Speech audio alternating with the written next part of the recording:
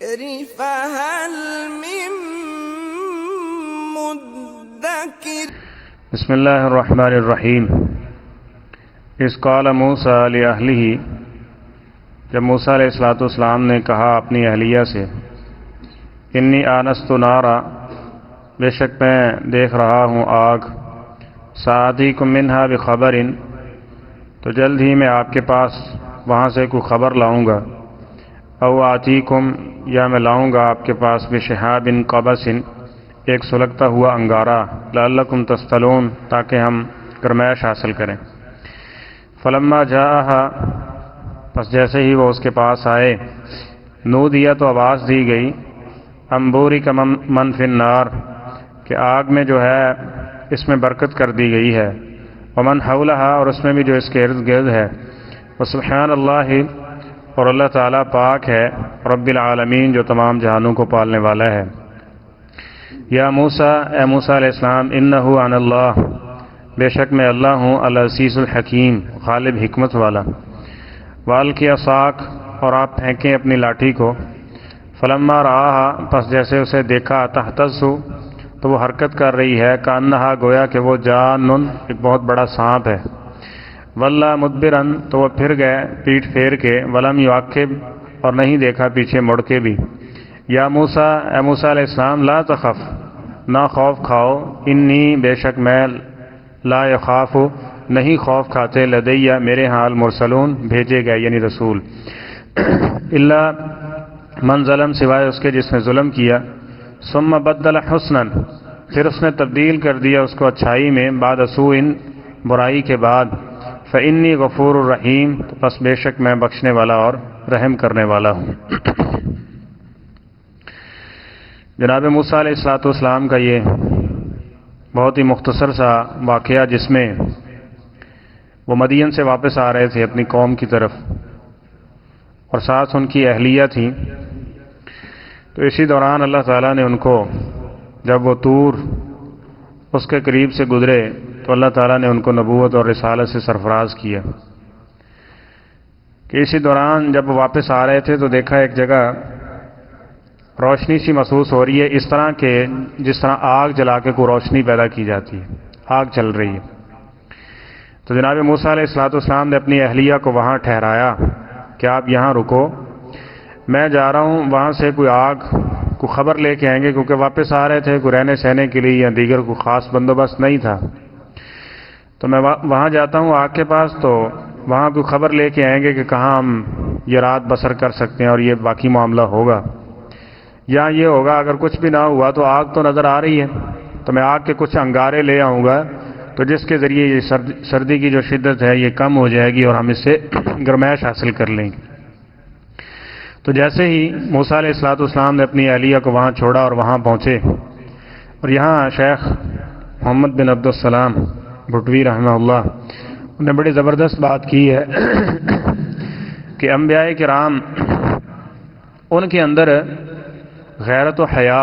یہ ایک بنیادی چیز ہے، جس طرح نبی کریم صلی اللہ علیہ وسلم نے فرمایا ہے نا کہ اذا لم تستحی فاصنع ما شئت، یہ کلام نبوت سے چلا آ رہا ہے کہ جب حیا ختم ہو جائے نا تو پھر کوئی بھی چیز انسان کے اوپر اثر کرنے والی نہیں ہوتی۔ حیا ایک پردہ ہے، اللہ تعالیٰ کی طرف سے بھی اللہ کا حیا ہوگا تو اس کی اطاعت اور فرما برداری، رسول کا حیا ہے تو اس کی اطاعت اور فرما برداری، اسی طرح بڑے چھوٹے کا، یہ ساری چیزیں۔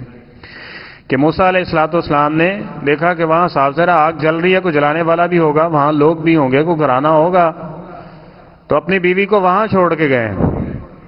اپنی بیوی کو، تاکہ یہ مرد و زن کا جو اختلاط اور اس طرح کے جو معاملات، ان سے بچا جا سکے اس حد تک۔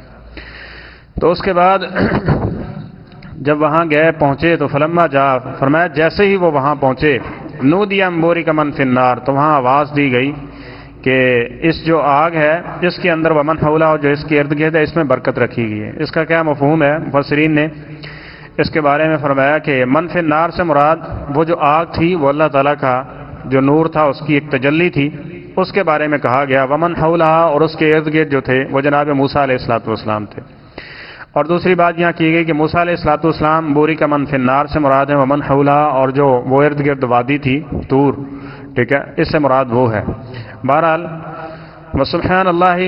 رب العالمین، اور کہا کہ تمہارا رب پاک ہے جو تمام جہانوں کو پالنے والا ہے، ساری کائنات کی روزی روٹی اور اس کے جتنی بھی ضروریات ہیں اس کا بندوبست کرنے والی ذات اللہ تعالیٰ کی ہے۔ تو فرمایا یا موسیٰ، موسیٰ علیہ السلام انہ انا اللہ، آواز آئی درخت سے کہ میں تیرا رب ہوں، العزیز الحکیم، اور میں غالب بھی ہوں اور حکمت والا بھی ہوں۔ والقی عصاک، اور آپ اپنی یہ جو لاٹھی آپ اٹھائے ہوئے ہیں ساتھ میں، اس کو آپ پھینکیں۔ فلما رآہا، تو جب اس کو پھینکا اللہ تعالیٰ کے حکم سے تو اس کو دیکھا کہ وہ تحتز، وہ حرکت کرنے لگی اس طرح جس طرح سانپ دوڑتا ہے بھاگتا ہے، کانہا، جان کہتے ہیں بڑے سانپ کو، جس طرح ایک اژدہا بھاگتا اور دوڑتا ہے اسی طرح وہ لاٹھی دوڑنے لگ گئی۔ تو واللہ مدبرہ، جب یہ منظر جناب موسیٰ علیہ السلام نے دیکھا تو وہاں سے دوڑ لگا دی، اور دوڑ اس طرح کہ فرمایا ولم یعقب، پیچھے مڑ کے بھی نہیں دیکھا کہ بن کیا رہا ہے۔ ٹھیک ہے، یہ ایک فطرتی سی چیز تھی کہ ایک سانپ ہے، اژدہا ہے، اور پہلے تو لاٹھی تھی اس کو مارنے کے لیے، بندہ ان چیزوں سے بچنے کے لیے اس کو استعمال کرتا ہے، لیکن اب وہ لاٹھی ہی سانپ بن گئی ہے تو اب کیا بننے والا ہے؟ تو اللہ تعالیٰ فرماتے ہیں لا تخف، آواز دی یا موسیٰ علیہ السلام، لا تخف، خوف نہ کھائیں، واپس پلٹیں، انی لا اخاف لدی المرسلون، رسول خوف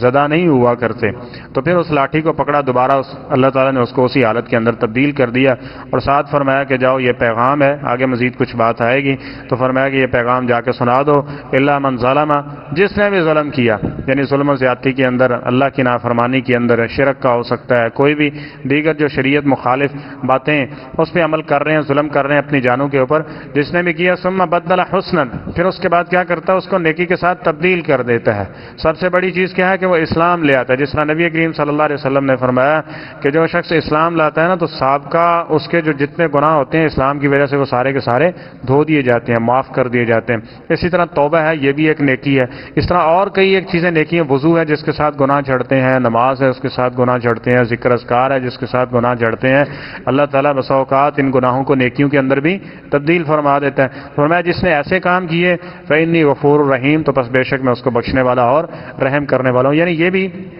سوچ ہونی چاہیے کہ جو گناہ ہوئے ہیں بس توبہ کر لی معاف ہو گئے، ہاں معاف ہو سکتے ہیں، لیکن ساتھ میں فکر یہ بھی ہونی چاہیے کہ ایسے نیک اعمال کریں ایسے، ٹھیک ہے، کہ جس کے ذریعے ان گناہوں کی تلافی ہو سکے اور اللہ تعالیٰ ان کو معاف کرنے کے ساتھ ساتھ ان گناہوں کو بھی نیکیوں کے اندر تبدیل فرما دے۔ اور کب ہوگا یہ؟ نیک اعمال کی کثرت کے ساتھ ہوگا، جس طرح آگے سورہ الفرقان میں بھی آئے گا کہ کن لوگوں کے اللہ تعالیٰ گناہ جو ہے وہ نیکیوں کے اندر تبدیل کرتے ہیں، وہ یہی لوگ ہیں جو کثرت کے ساتھ